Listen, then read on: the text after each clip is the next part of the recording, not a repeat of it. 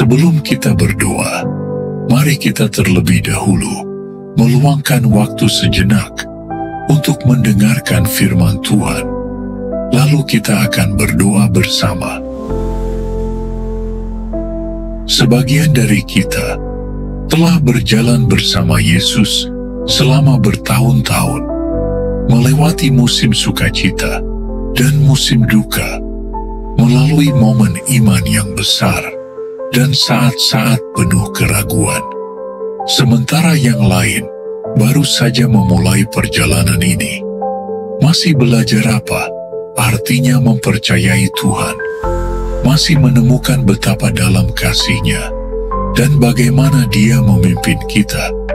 Namun, tidak peduli berapa lama kita telah berjalan di jalan ini, ada satu kebenaran yang tetap sama bagi kita semua. Kita dipanggil untuk bertumbuh, bukan hanya percaya kepada Yesus, tetapi menjadi lebih seperti Dia, bertumbuh dalam iman, dan menghasilkan buah yang mencerminkan kasih-Nya. Sebagai anak-anak Allah, kita tidak diciptakan untuk hidup dalam keadaan yang tidak berkembang dan dangkal. Tuhan tidak menyelamatkan kita hanya untuk membiarkan kita tetap sama. Dia menanamkan dalam diri kita kerinduan untuk bertumbuh, menjadi lebih kuat dalam iman, mengembangkan karakter yang menyerupai Kristus, dan memperdalam hubungan kita dengannya setiap hari. Seorang Kristen sejati adalah seseorang yang mencerminkan Kristus dalam perkataan dan perbuatannya.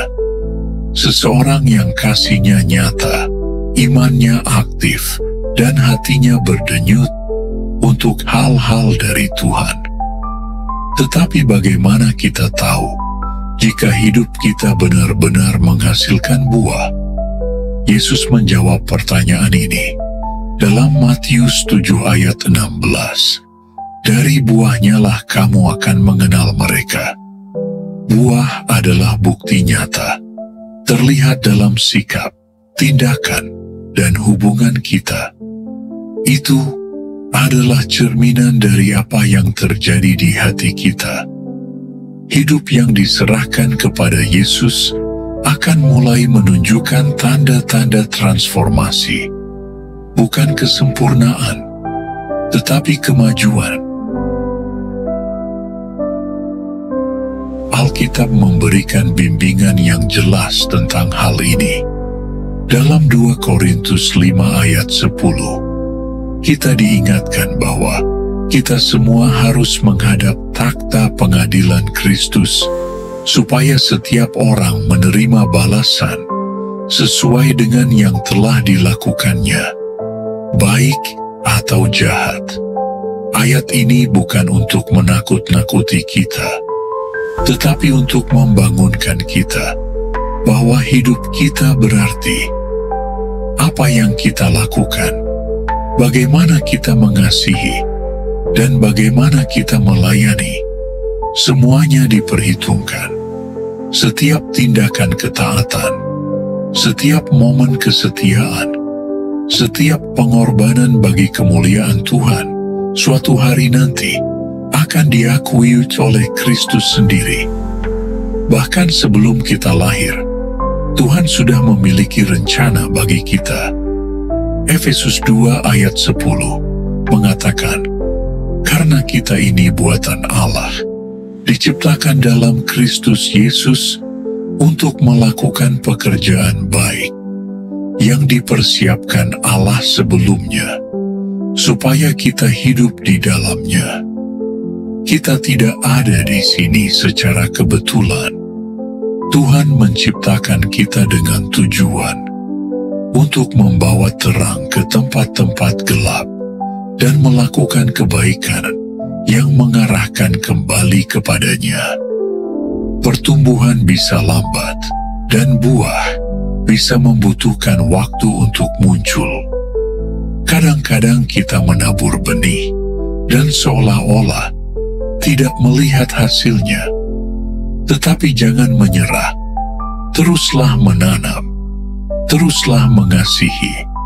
Karena Tuhan berjanji bahwa setiap langkah iman yang setia akan membawa kita menuju sesuatu yang indah. Dan inilah kebenaran yang menguatkan kita. Jika hati kita benar-benar milik Yesus, itu akan mulai terlihat. Itu bukan sesuatu yang harus kita paksakan, tetapi akan mengalir dari dalam diri kita. Kita akan mulai melihat perubahan dalam cara berpikir, berbicara, dan memperlakukan orang lain. Kita akan menjadi lebih sabar dalam pencobaan, lebih murah hati dalam semangat, lebih bersedia untuk mengampuni. Nilai-nilai kita akan berubah. Kita akan lebih peduli untuk menyenangkan Tuhan daripada mengesankan orang lain. Kita akan menemukan sukacita dalam hal-hal yang dulu terasa biasa, merasakan belas kasihan yang lebih dalam terhadap mereka yang menderita, dan memiliki keinginan yang semakin besar untuk memuliakan Tuhan dengan hidup kita. Yakobus 2 ayat 17 berkata dengan jelas, iman tanpa perbuatan adalah mati. Iman bukan sekadar konsep, tetapi gaya hidup. Iman itu bergerak, bertindak, dan berkorban. Kita tidak melakukan perbuatan baik untuk mendapatkan kasih Tuhan, tetapi karena kita telah menerima kasih-Nya.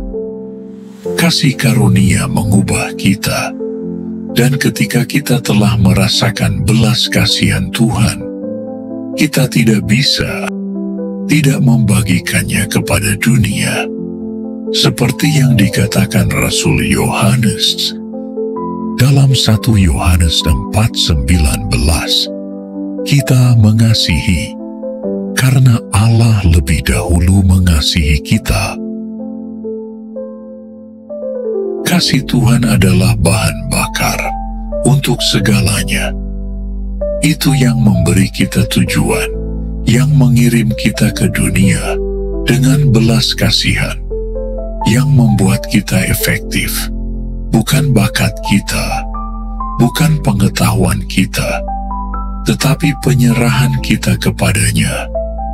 Jadi teruslah berjalan, teruslah mengasihi dengan baik, teruslah mencari kebenaran, teruslah melakukan hal yang benar, dan percayalah bahwa saat kita berjalan dengan Tuhan, Dia sedang membentuk kita semakin serupa dengan anak-Nya.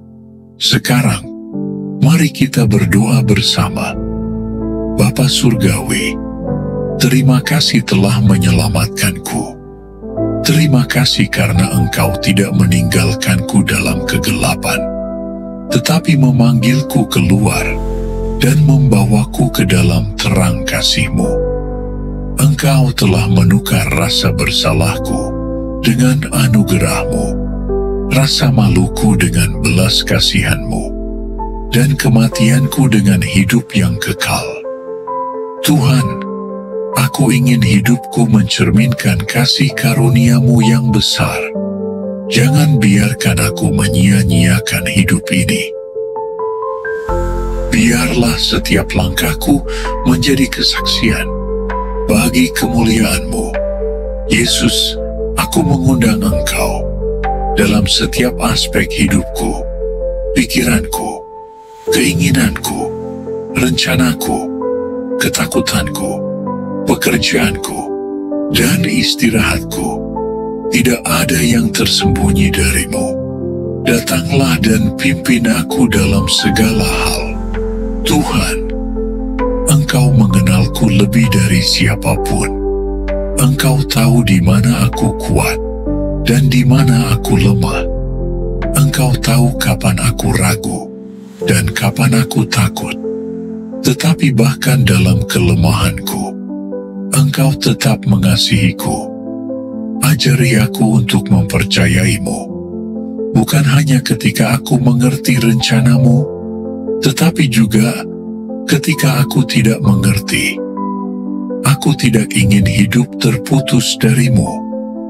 Aku ingin berakar dalam kebenaranmu dan menghasilkan buah yang mencerminkan hubungan kita. Karena tanpa Engkau, aku tidak bisa berbuat apa-apa. Tetapi bersamamu, aku dapat bertumbuh menjadi seperti yang Engkau rencanakan. Bentuk aku, Tuhan. Jika Engkau perlu memecahkanku, lakukanlah. Tetapi buatlah aku kembali untuk kemuliaan-Mu. Hapuslah segala yang tidak berasal dari-Mu, dan jadikan aku bejana yang memancarkan kasih-Mu. Terima kasih Tuhan, karena Engkau sabar dan selalu mengasihiku. Terima kasih telah memberi aku tujuan yang lebih besar dari diriku sendiri. Aku menyerahkan semuanya kepadamu. Di dalam nama Yesus Kristus. Amin. Jika doa ini menyentuh hatimu, ketik amin sebagai tanda iman. Kami berdoa agar setiap berkat dalam doa ini tercurah atas hidupmu. Dalam nama Yesus. Jika kamu memiliki permohonan doa khusus, silakan tulis di kolom komentar. Kami akan dengan senang hati berdoa untukmu. Semoga kasih karunia dan damai sejahtera Tuhan Yesus Kristus menyertaimu selalu. Amin.